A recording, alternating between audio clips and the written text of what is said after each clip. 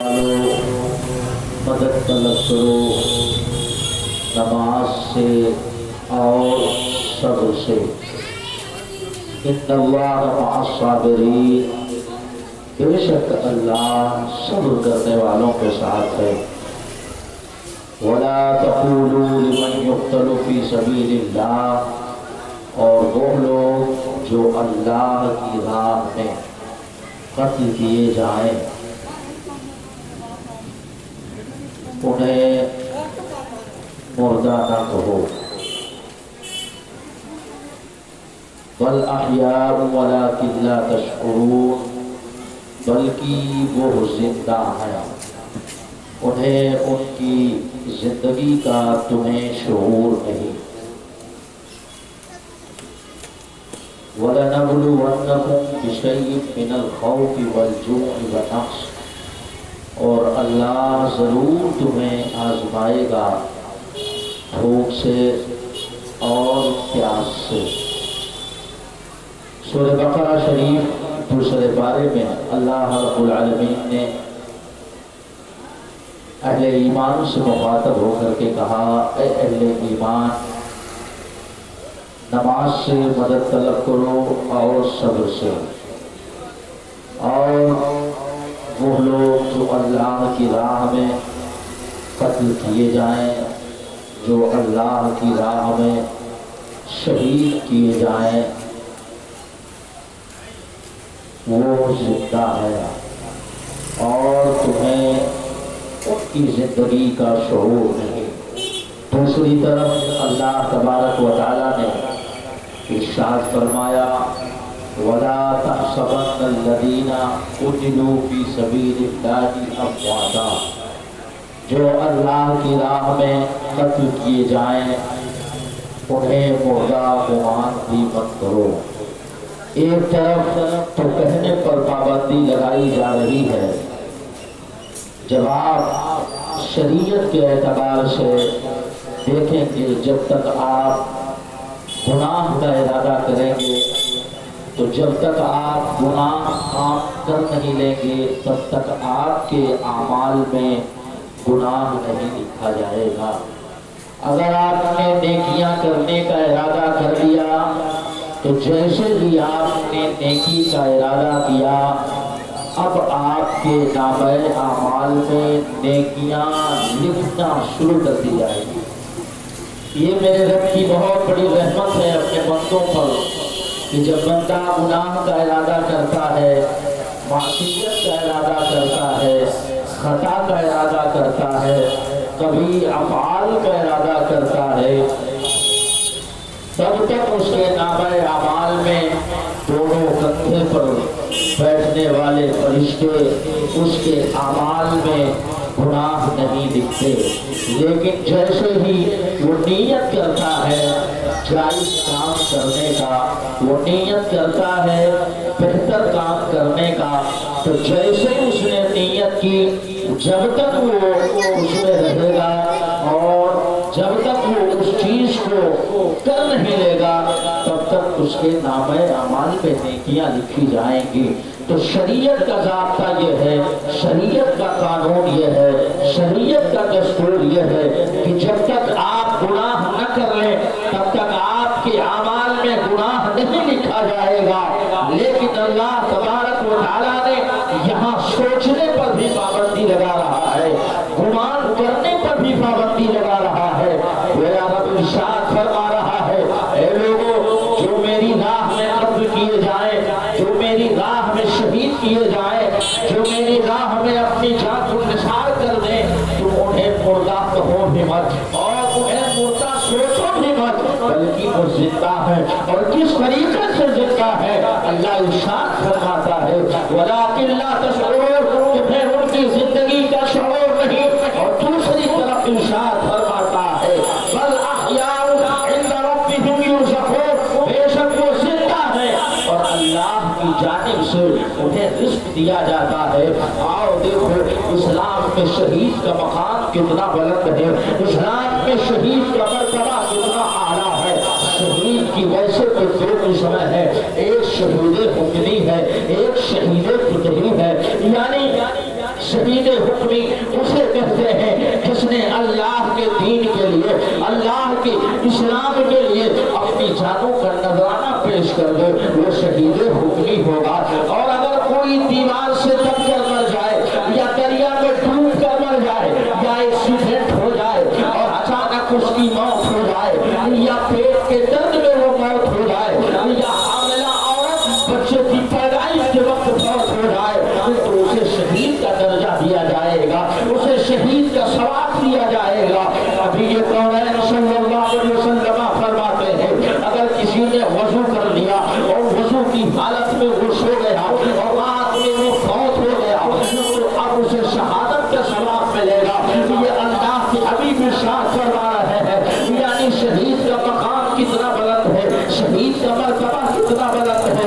आओ देखो, आप तो शहीदानी करबला की महफिल में बैठे हो, वो शहीद जिनका खुतबा कुरान पढ़ता है, अल्लाह इरशाद फरमाता है जो अल्लाह की राह में कत्ल किए जाए उन्हें मुर्दा न कहो बल्कि वो जिंदा है। अल्लाहु अकबर। आकाए दो जहां सल्लल्लाहु अलैहि वसल्लम का कलमा पढ़ने वाले, आओ देखो कल की रात में मैंने आपके सामने हुजूर नबी करीम सल्लल्लाहु अलैहि वसल्लम के नवासे का तज़किरा किया था। हज़रत इमाम हुसैन है, नबी के रोज़े पर हाज़िरी देते हैं और नबी के रोज़े पर हाज़िरी देने के बाद अपने नाना से इजाज़त लेते हैं और अपने मुक़द्दस रुख़साने क़ुदसिया के साथ आप मदीनतुल मुनव्वरा को खैराबाद कह देते हैं। हज़रत सैयदा ज़ैनब है जो इमाम हुसैन की बहन है, हज़रत सैयदा सकीना है जो हज़रत इमाम हुसैन की शहज़ादी है, हज़रत अली अकबर है, हज़रत अली असगर है, हज़रत जनाब शहरबानो है। ये तमाम रुख़साने क़ुदसिया ने मदीनतुल रसूल को खैराबाद कहा है और मदीने से ये सफर चला है और खाने काबतुल्लाह शरीफ के इर्द गिर्द पहुंचा है।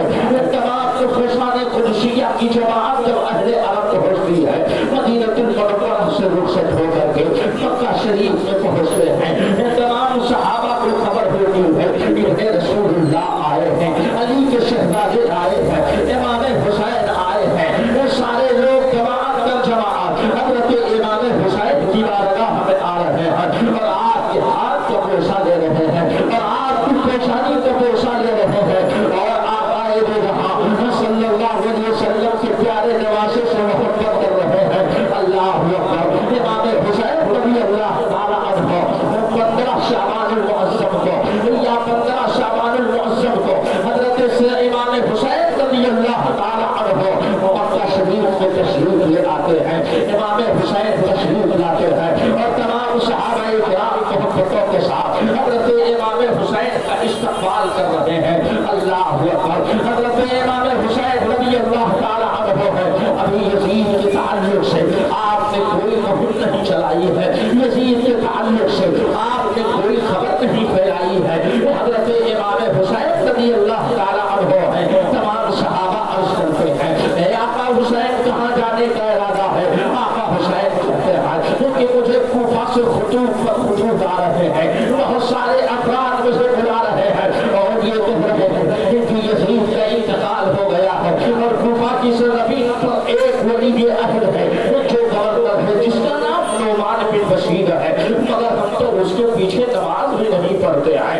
इमाम हुसैन आप चले आए और हम आपको अमीरुल मोमिनीन मानेंगे, हम आपको अपना बादशाह मानेंगे और हम आपको अपना आका तस्लीम करेंगे शरीयत की भी एतबार से और अज़मतों की भी एतबार से। ये गोया तारीख बता रही है कि आपके पास 300 हुदूद आ गए और बाद रिवायतों में आता है कि 55 हुदूद हज़रत इमाम की बारगाह में आए हैं। हज़रत इमाम ने खतों को पढ़ा है, उसका मफ़हूम ये था ऐ इब्ने रसूलुल्लाह, ऐ अली के शहज़ादे हुसैन इब्ने अली, आप उठा चले आए।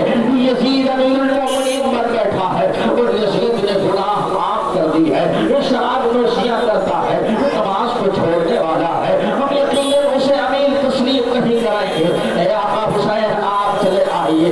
उसमें सबसे पहले खत हज़रत हानी बिन हानी का था, हज़रत अब्दुल्ला बिन हनफी का था। ये तमाम लोग खत दे करके इमाम हुसैन को मदऊर कर रहे हैं। जब इमाम हुसैन को खबर पहुंचती है, इमाम हुसैन ने खत को पढ़ा है।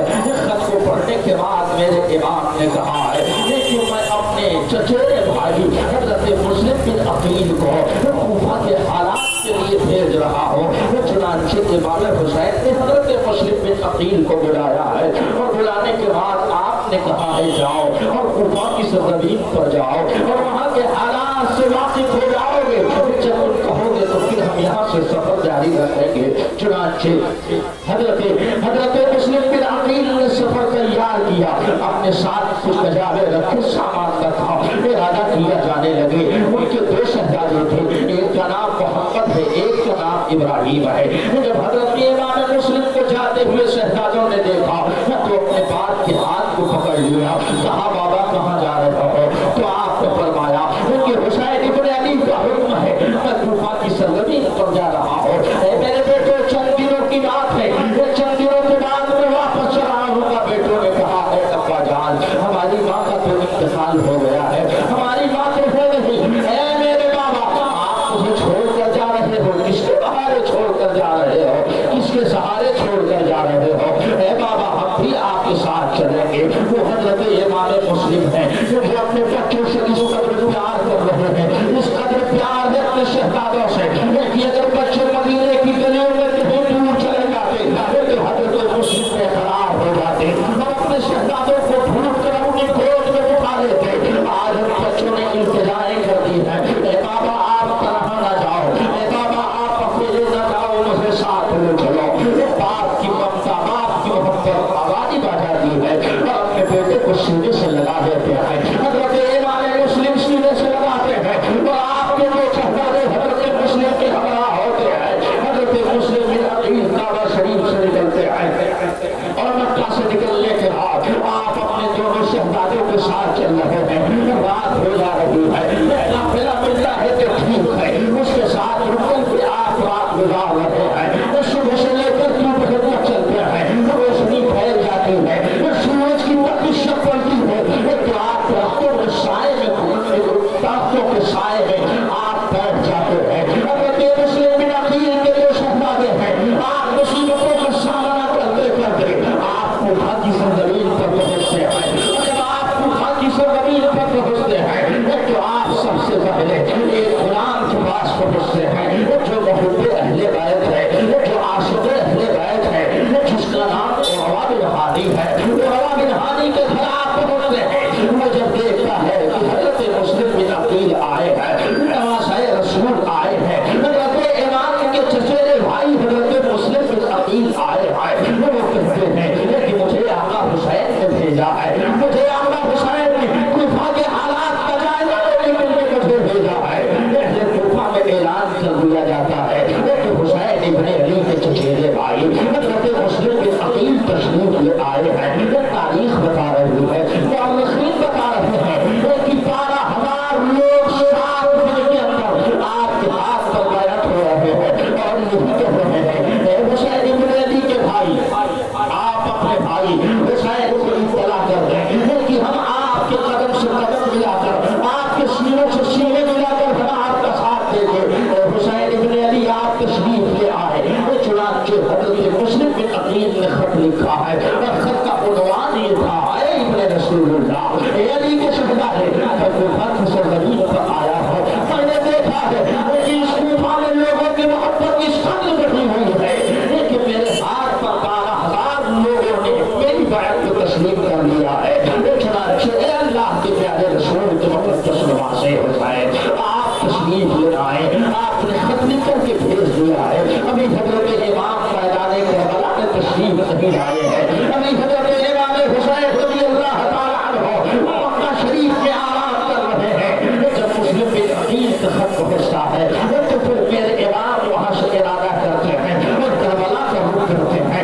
چنانچہ حضرت مسلم بن عقیل رضی اللہ تعالیٰ عنہ جب نعمان بن بشیر کو خبر ہوئی جو اس وقت والی گورنر اور کوفہ کے گورنر تھے, یعنی ولی عہد کے گورنر انہیں بنایا گیا تھا, کہ جب لوگوں نے ان کے ہاتھ پر بیعت کرنا شروع کر دیا, جب 12,000 اور 5 روایتوں میں آتا ہے کہ 40,000 افراد نے حضرت مسلم بن عقیل کے ہاتھ پر بیعت کر لی, تو اب اس نے کہا, نعمان بن بشیر کھڑے ہوتے ہیں اور خطبہ دیتے ہیں اور خطبہ دینے کے بعد کہتے ہیں اے لوگوں تم جو یزید کے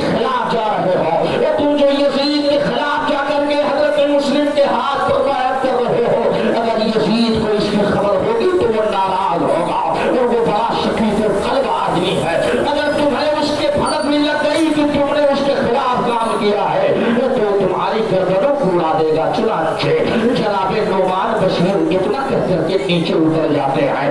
نیچے اترنے کے بعد ایک شخص ہے جس کا نام حکم بن عادی ہے، وہ کھڑا ہوتا ہے اور کھڑا ہونے کے بعد کہتا ہے اے نعمان بن بشیر، اگر تم نے سختی نہیں دکھائی، اگر تم نے ان کو ایسے قابو میں نہیں کیا تو القریب ایسا ہوگا کہ سارے کفر کے لوگ ان کے ہاتھ پر بیعت کر لیں گے. چنانچہ یہ بدبخت دل میں سوچ رہا تھا تو اس نے حضرت نعمان بن بشیر سے کہا تم تو بڑے بزدل آدمی ہو. نعمان بشیر کہتے ہیں اہل بیت رسول اللہ کی شان میں گستاخی نہیں کرنا چاہتا. اگر تمہیں لگتا ہے کہ میں سب سے کمزور ہوں، اگر اہل بیت کی محبت میں کمزوری کا ثبوت دینا ہے تو نعمان بن بشیر اس کے لیے تیار ہے. چنانچہ نعمان بن بشیر اتنا کہہ کر کے چلے جاتے ہیں. ابھی حضرت امام حسین رضی اللہ تعالی عنہ کے بھائی حضرت مسلم بن عقیل کے ہاتھ پر جماعت در جماعت لوگ بیعت کر رہے ہیں اور سب کی یہی آرزو و تمنا ہے، خواہش و جستجو ہے اے آقا آپ آقا حسین کو مطلع کر دیں کہ ہمارے پاس چلے آئے. یقیناً اگر وہ ہمارے پاس چلے آئے تو ہم ان کے ساتھ کبھی دھوکہ نہیں دیں گے، کبھی ہم ان کے ساتھ دھوکہ دھڑی کا معاملہ نہیں کریں گے. چنانچہ چند ہی دن گزرے تھے کہ کچھ بدبختوں نے مشورہ کیا اور خط لکھا اور خط لکھنے کے بعد دمشق حوالے کیا. یزید کے پاس خط لکھا اور خط لکھنے کے بعد اس میں یہ عنوان لکھا کہ نعمان بن بشیر ہے، حضرت مسلم بن عقیل آ چکے ہیں اور ان کے ہاتھ پر تقریباً 12,000 سے زائد لوگوں نے ان کو بیعت کر لی ہے اور انہیں اپنا نائب و خلیفہ مقرر کر لیا ہے. اگر تم نے کسی سخت آدمی کو نہیں بھیجا تو قریب ایسا ہوگا کہ سارے لوگ حضرت مسلم بن عقیل کے ہاتھ پر بیعت ہو جائیں گے. چنانچہ تاریخ بتاتی ہے کہ یزید کا ایک مشیر تھا، یزید کا ایک وزیر تھا جس کا نام تاریخ میں سرجیل بتایا جاتا ہے. وہ سرجیل جو تھا وہ عیسائی تھا، وہ عیسائی تھا. اسے خلش تھی آل نبوت سے، کیونکہ جب انہیں عیسائیوں نے دعویٰ کیا تھا کہ میرے نبی حضرت عیسیٰ علیہ السلام تمام نبیوں سے افضل ہے، تو مباہلے کا چیلنج جو میرے مصطفیٰ نے کیا تھا وہ قرآن پاک میں آیت کریمہ نازل ہوئی تھی. وہ قالوا ندعو ابناءنا وابناءکم ونساءنا ونساءکم، یعنی تم اپنے بچوں کو لے آؤ اور تم اپنی عورتوں کو لے آؤ اور ہم رب کی بارگاہ میں دعا کریں گے. اللہ جسے ہلاک کر دے گا وہ باطل ہوگا، اللہ جسے محفوظ کر لے گا وہ حق پر ہوگا. چنانچہ یہی ہوا تھا کہ وہ تمام نذران کے یا عیسائی جب حضرت فاطمہ کو دیکھا تھا، حضرت علی کو دیکھا تھا اور مصطفیٰ کو دیکھا تھا، وہ تو کہا تھا یقیناً اس دنیا میں اگر کوئی سچا ہے تو مصطفیٰ کے والے ہیں، وہ مصطفیٰ کے خاندان والے ہیں. چنانچہ یہی خلش اس کے اندر تھی. وہ عیسائی نے مشورہ دیا، کہا اے یزید ایسے شخص کو بھیجو جو سب سے بڑا ظالم ہو اور جس کا مزاج سب سے زیادہ سخت ہو. اس نے یہ مشورہ دیا تو تمام لوگوں نے کہا کس کا انتخاب کیا جائے، کس کو منتخب کیا جائے جو اس بڑھتے ہوئے ماحول کو سمیٹ سکے، روک سکے. تو اس نے کہا بصرہ کا جو گورنر ہے عبید اللہ ابن زیاد اسے منتخب کرو، وہ بہت سخت ہے. چنانچہ یزید نے ابن زیاد کو بلایا اور ابن زیاد کو بلانے کے بعد اس نے کہا میں تمہیں کوفہ کا گورنر بناتا ہوں اور میں وہاں کی حاکمیت تمہارے ہاتھ میں دیتا ہوں. ابن زیاد نے کہا وہاں تو نعمان بن بشیر ہیں گورنر. تو اس نے کہا یہ خط لو اور جب تم وہاں پہنچنا تو تم اسے معذور کر دینا اور کہنا یزید نے تمہاری گورنری سے تمہیں برخاست کر دیا. چنانچہ ابن زیاد اپنے 50 ہمراہیوں کے ساتھ گھوڑے پر سوار ہوا اور یہ وقت لے کر کے، یہ خط لے کر کے پہنچا. اور جب وہ پہنچنے کے لیے مقام قادسیہ کے قریب پہنچا تو اس نے اپنے تمام گھر والوں کو اور اپنے تمام سپاہیوں کو ایک جگہ ٹھہرا دیا اور ठहराने के बाद उसने 10 घुड़सवारों को लिया और घुड़सवारों को लेने के बाद घोड़े पर सवार हो गया। हिजाजी लिबास पहना और लिबास पहनने के बाद अपने सर को ढक लिया, अपने सर को ढक लिया और चेहरे पर नकाब डाल ली। चुनांचे जब ये दारुल इमारात के दरवाजे पर पहुंचा तो नमाज मगरिब और इशा के दरमियान पहुंचा और हिजाजी लिबास पहन करके वो दाखिल होना चाहता था। उसकी चालाकी और उसकी मक्कारी बहुत मकबूल थी। वो रात में इसलिए दाखिल हुआ क्योंकि पहले लाइट वगैरह का जमाना नहीं था, चिराग का जमाना था, फिल्म जलाई जाती थी, लैंटेन जलाया जाता था, तो उसमें बराबर किसी का चेहरा जब अंधेरा छा जाता तो नजर नहीं आता था। इसलिए वो रात के रास्ते में रात में दाखिल हुआ और 10 घुड़सवारों के साथ वो दाखिल हुआ। और दाखिल होने के बाद जब अहले कूफा ने देखा कि कोई हिजाजी लिबास पहन करके घुड़सवारों के साथ आया है तो तमाम लोगों ने समझा कि ये तो मोहम्मद रसूलुल्लाह के तमाशे है, ये शहजादा अली है, ये शहजादा फातिमा है। चुनांचे सबों ने खैर मकदम किया और खैर मकदम करके कहने लगे हमारी खुशियों का मुकद्दर तो अजीम है कि हमारे दरमियान इब्ने रसूलुल्लाह आ गए हैं, क्योंकि अभी कोई खबर नहीं है किसी को कि हुसैन आने वाले हैं। मगर इस जालिम ने अपनी चालाकी की बुनियाद पर हिजाजी लिबास पहना है, अरबी लिबास पहना है। लोग ये समझ रहे थे कि ये हुसैन इब्ने अली आ रहे हैं, लोग ये समझ रहे थे कि ये खानदान नबूवत के चिराग आ रहे हैं, मगर वो इब्ने ज़ियाद था। जब इब्ने ज़ियाद दारुल इमारत के करीब पहुंचा तो उनका एक गुलाम था जिसका नाम हज़रती बताया जाता है।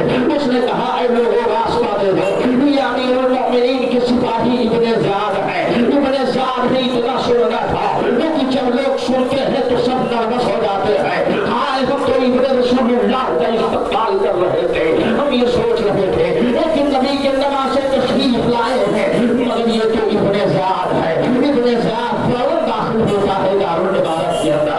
वो दारुल इमारत के अंदर जब दाखिल होता है तो हज़रत नुमान बिन बशीर आते हैं और आने के बाद उसका इस्तक़बाल करते हैं। इस्तक़बाल करने के बाद उसे इमारत के अंदर ले जाते हैं और इमारत के अंदर ले जा करके उसे पानी पेश करते हैं। उसके बाद इब्ने ज़ियाद मुखातब होता है ऐ नुमान बिन बशीर हमें खबर हुई है कि तुमने मुस्लिम बिन अकील को पनाह दे रखी है और तुमने उनके साथ कोई ताल्लुक वाला मामला नहीं किया है। नुमान बिन बशीर कहते हैं इब्ने ज़ियाद वो नवासे रसूल है, वो नबी कौनैन सल्लल्लाहु अलैहि वसल्लम के खानदान के ताल्लुक रखने वाले हैं। वो चुनांचे हज़रत नुमान बिन बशीर ये सहाबी है, मुझे अहले बैत के मकाम का इल्म था, मुझे अहले बैत की शान और अज़मत का इल्म था। आपने कहा मैं उनसे बदकलामी नहीं कर सकता, मैं उनसे कोई गुफ्तगू नहीं कर सकता। चुनांचे नुमान बिन बशीर को इब्ने ज़ियाद कहता है कि मैं यजीद की तरफ से अमीर बन करके आया हूं और तुम्हें माज़ूर किया जाता है। चुनांचे नुमान बशीर को माज़ूर कर दिया जाता है। हज़रत नुमान बिन बशीर उस माज़ूरी लफ्ज़ को लेते हैं और लेने के बाद अल्लाह का शुक्र अदा करते हैं। ए अल्लाह तेरा शुक्र है, ए अल्लाह तूने मुझे गुनाह कबीरा से बचा लिया है। अगर मैं यजीद की माइयत में तवक्कुल होता तो यकीन हुसैन पर मुझे सल्ब करना होता, मगर ऐ रब तूने मुझे माज़ूर करके मेरे ईमान को महफूज कर लिया है। चुनांचे नुमान बिन बशीर निकलते हैं और निकलने के बाद अपने घर चले जाते हैं। अब इब्ने ज़ियाद का वक्त ने क्या किया, सुबह होती है ऐलान कर देता है ऐ लोगों कोई भी मुस्लिम बिन अकील को पनाह न दे। अगर किसी ने मुस्लिम बिन अकील को पनाह दी तो उसे कत्ल कर दिया जाएगा। अगर किसी ने मुस्लिम बिन अकील का साथ दिया तो उसकी गर्दनें उड़ा दी जाएंगी। चुनांचे उसने बड़े बड़े इंसानों को पकड़ लिया और बड़े बड़े कबीले के जुमला अफराद को उसने पकड़ करके हिरासत में ले लिया और उनसे कहा तुम अपने अपने कबीले वालों से कह दो अगर किसी ने मुस्लिम बिन अकील का साथ दिया तो उसे मार दिया जाएगा। चुनांचे उबैदुल्लाह इब्ने ज़ियाद की ये कामयाबी, उबैदुल्लाह इब्ने ज़ियाद का जो मंसूबा कामयाब होता है। चुनांचे अभी 2 दिन ही गुजरे थे कि जिनके साथ इमाम मुस्लिम के साथ 40,000 कूफियों ने कसमें खाई थी ए मुस्लिम बिन अकील हम आपके साथ है, मगर आप उन्होंने धोखा दे दिया है, आज उन्होंने साथ छोड़ दिया है। तारीख बताती है कि नमाज़ मगरिब में आप नमाज अदा करते हैं, आप देखते हैं सिर्फ 20,000 مسلمان لوگوں میں کوئی بھی نماز کے وقت نظر نہیں آتا ہے. حضرت امام مسلم ہے جب نماز سے فارغ ہوتے ہیں باہر نکلتے ہیں وہ سارے گھر کے دروازے بند ہیں. آپ جاتے جاتے ایک خاتون کے دروازے پر پہنچتے ہیں. اس خاتون کا نام دعا بتایا جاتا ہے. وہ خاتون اپنے بچے کے انتظار میں بیٹھی ہے. اس کا بچہ بڑا شدید القلب ہے, وہ شراب کا عادی ہے, اور محمد بن اشعث کا بیٹا جو سپاہیوں کا ایک کمانڈر ہے